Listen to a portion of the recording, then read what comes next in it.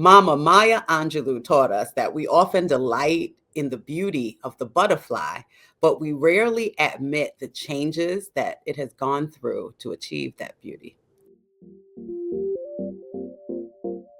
For many of us, when we hear a story about a Jewish person, we believe that we are hearing a story about a white person. But today's guest proves that you really shouldn't try to judge a book by its cover. I am really excited to welcome Yavilah McCoy to today's conversation. Yavilah, I would say it's pretty clear that you are an African American woman. What Mhm. isn't clear by your appearance is how you have lived your life, which you have described as being unapologetically Black and Jewish. Can you say something about that? Yeah, I was born to two Black Jewish parents, and being born into a racial, religious, cultural, gendered, sexual identity is one thing, but honing that into leadership is something entirely different. And I think that what I had to figure out was what were the things across my life that I wanted to learn and unlearn to be the best leader that I could be. So, as a leader of an organizational consulting firm, we do the work of equity strategies. We work domestically and internationally. We do work with partners who are in education, philanthropy, social justice. But the things that I learned that are not said on my CV was how to be honest with myself about what does it mean to serve the communities I cherish from a place of authenticity and integrity. And that really meant giving up my relationship with white supremacy, giving up my relationship with the lies maybe that I had been told about who I was and who I could be.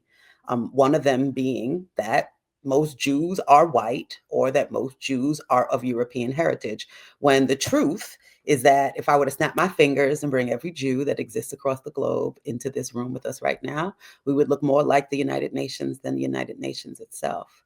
I had to figure out what to do with the lies that white supremacy notions had placed into my worldview, so that as I navigated a lot of systems, I was Jewishly educated from the time I was in kindergarten to high school, and was Mhm. pretty much the only woman of color in my classrooms, in most environments that I navigated. And as a result, I had to welcome and embrace Jews from the Middle East and North Africa, welcome that the origins of the Jewish people were in the Middle East and North Africa, figure out how to replace myself in places where folks who looked like me, worshiped like me, might have been erased. I am reminded some years back, I was actually teaching a graduate social work class. And having learned the value of group papers versus individual papers, I asked the students to, form their own groups and to choose a race and to really dive into what that race experienced in this country, emotionally, socially, financially, in terms of media presentation, whole nine yards. And I had a group that I said that they wanted to talk about Jews. And it was all Mhm. white women in the group, and they wanted to talk about Jews. And I pushed back and I said, being Jewish is not one race. And Mhm. I'm not even going to begin to tell you the pushback I got. Kind of wish you'd been there to help me sort of fight back on that one because they were quite angry with me. But let's talk about that. I mean, you've identified Jews coming from lots of different places. Say more about that. Yeah. Well, we're hindered by the fact that race itself is a construct. Race does not describe our humanity in any way that's truly significant, except that race has been a tool of oppression to be able to separate ourselves from each other. So, if you talk about the Jewish people and Jewish peoplehood, where we hail from geographically, what cultures we come from around the world, what ethnicities we are, all of those things are diverse. But when it comes to the way in which we have been situated in relationship to racism, in relationship to segregation, in relationship to hierarchies of value that have come through European societies and even American societies, we have learned to kind of identify with a particular phenotype, with a particular way of being, the Seinfeld, the bagels, the Right. locks, right? All of these things are coming only from one particular space. And in that way, the Jewish community actually has been robbed by white supremacy to make an assumption that we can only be one race as a Jewish people, when the fullness of our identity, the fullness of our ethnicity, the fullness of our culture is ours to behold if we choose not to feel like that's going to make us less than, one down, or other in environments that we navigate. And in spaces where people are pushing back on that, it's because they haven't had the gift or the opportunity to be able to see that fullness. And I think that's some of the robbery of what white supremacy has done to the Jewish people. And when you use the words gift and fullness, it certainly sort of puts even our conversation in an entirely different perspective. Tell us what it was like for you growing up in Brooklyn, New York, as a young Black Jewish girl. I'm thinking it might not have been a lot of fun, but maybe it was easy. Wasn't easy. I mean, if we talk about that journey, it was really about finding my own liberatory practice. One of the things that we teach in Dimensions is how do we live our lives to be grounded in our liberatory practice, ways of being that help us to experience ourselves as free. And in the times that I was a young girl, I needed my parents to do what they did, which was to contextualize the stories of Pharaoh and the midwives and Miriam and Mm, David, right? mm, And Elijah and Esther within a way of being that upheld justice and equity and liberation so that I could find myself, so that I could see myself, so that I could make a way. And as a result, it gave me a thirst, right, to reveal the unseen, to be able to open up the canon, to be able to create space for those like me who may have felt marginalized by it or may have felt left out of it. And so those early days were the days in which I learned to become what I am, which is mm. that even when you don't see yourself reflected, make space for exactly who you are and figure that out. Now, it took strength and courage to be able to do that. I often Absolutely. had to re-educate my educators. I often had to go into spaces and kind of push against, like you, tensions that would come up around people's assumptions, around what people did not know, around their ignorance. And in order to do that, you have to have resilience and fortitude. And I'm grateful to have come up in a house that had enough love to be able to give me that so that I could figure out and make space for who I am.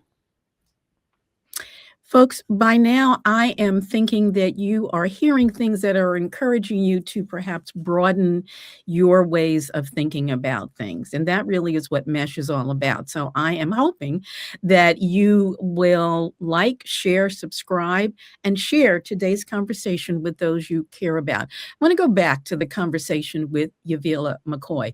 Yavilah, you talked about growing up in a neighborhood in an area that was a bit of a challenge, having to educate your educators. And tell us a little bit more about your educational experiences. Past junior high school, past high school, what was college like? And where did college happen? Yeah, so I went to school in Albany, New York, University of Albany. And when I went there, I was ready to lead. I was ready to live an intersectional identity. But unfortunately, on the college campus that I was on, there were already tensions that were coming up between Zionism and racism. We had Stokely Carmichael come to our campus and talk about Zionism being racism. And we also had Mayor Kahana's son, who was a more radical Israeli activist, come and talk about that the only way to move forward for the state of Israel was for every Jew to have a 22. And tensions rose among colleagues and Yeah, friends and yeah. professors. And I had to figure out how to stand up for an intersectional identity that said that it is injustice and inhumanity that brings us together in the work of leading toward equity. I had to figure out how to create programs both on my campus and with my fellow leaders. We did a program called Enrich a Child's Life when I was just a young one that took us Mm. into the Arbor Hill community at that time in Albany, which was the hood, so to say, where Black students and Jewish students and leaders who were my peers got to work with a community where people were struggling to learn how to read, were struggling to have resources to be able to have the lives that we were so privileged to have. And then to have conversations about what is the baseline around equity and justice that brings us together. And can we keep that the North Star? Can we keep that our focus as opposed to finding ways to separate ourselves based on identity politics? So from the time I was very young, I had to start this work in order to create space to be. You know, there are certainly, folks who on both sides of the coin, right? I mean, there are, persons who identify as being Black, African American, who believe, who say that anything, that might dilute the race and the racial power is a bad thing. So if you're Black, you gotta be 1000% Black, as is the same on the side for folks who identify as being Jewish. If you're Jewish, you have to be 100% Jewish, and you better look the way that you're supposed to. And that looking the way you're supposed to, I mean, that's really on both sides of the coin, isn't it? What Yeah. what do you say to these folks? Well, look, in terms of the work we do around liberatory practice, it has been super important for us to remain dimensional. That's really why the organization is called Dimensions. Because if I were going to try and bring every Black woman, which is the majority of the populations that we serve Black and brown women of color. If I were to ask them to sit under that typing as Black woman, we Mhm. would show up in various different ways around our Mm, ethnicity and culture, whether we're from the Caribbean, whether we are from Africa, whether we grew up in the city, whether we grew up in the suburbs, whether we were formally educated or informally educated. There right. are all sorts of ways in which we want to be able to show up as our full selves in order to be free. And I think that part of the intersectionality in my identity gave me that opportunity to be more than just one thing. And it is only in oppression that we have to live binaries. If we look at any ism that's out there, you're going to find folks trying to tell you you're either or instead Right. of this plus both and, right? So in order to be able to welcome that, we're kind of strengthening a muscle that we need in order to hold the full diversity and totality of any one group. I mean, the same thing I would say about my Black community, I would say is true about the Jewish community too. Not only do we come from all over the globe, but our ways of being around religiosity, our ways of being in terms of understanding what Jewish is and isn't, whether we're cultural, whether we're religious, whether we're wealthy or whether we're working class and poor, these things sometimes when you put one delimiter over it all, end up erasing and marginalizing real differences that could actually add a lot of depth and beauty to our experience of coming together in collective community. So what I would say is dimension is super important. Well, and it sounds like you're saying with a lack of, their perception of the importance and the reality of people coming from different places and having different experiences together and separately, we really we're shrinking our world, we're shrinking our environment, we're shrinking our ability to be human and perhaps to be humane in a nowadays very complicated world, perhaps more Yeah, and complicated we're than in also the past. unprepared. We're also unprepared Yeah, because in this world that we're living in right now, where people trying to say things like there's such a thing as a Black job, or that by having a job that is called DEI, you're a criminal or you're a terrorist.